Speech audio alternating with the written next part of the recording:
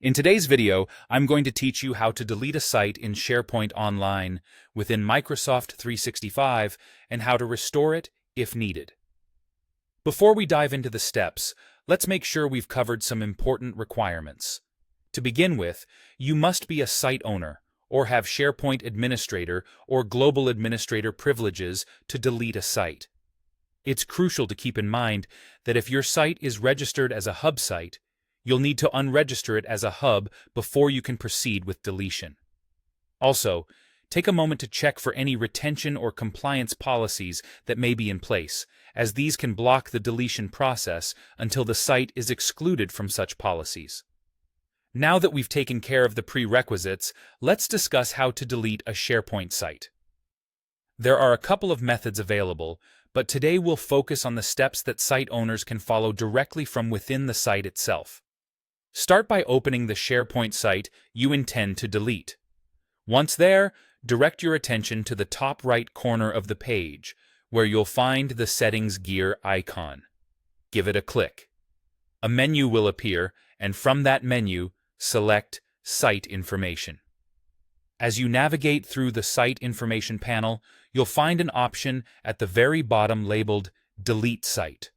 Click on this option to initiate the deletion process. Be sure to confirm your decision when prompted.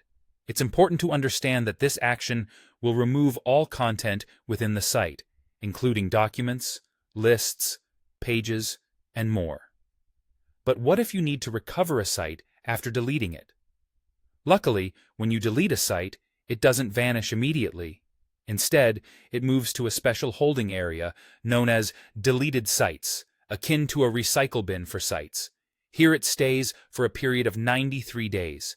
During this time frame, you have the opportunity to restore the site if needed. If you have the necessary administrative permissions, here's how you can restore a deleted site. Head over to the SharePoint Admin Center. Once you're there, look for the section labeled Deleted Sites. Within this section, you'll find a list of sites that are currently eligible for restoration. Locate the site you wish to bring back. Click on it, and then select Restore. It's as simple as that. With just a few clicks, the site will be returned to its original state, along with all the contents it held prior to deletion. And there you have it, a straightforward guide to deleting and restoring sites in SharePoint Online.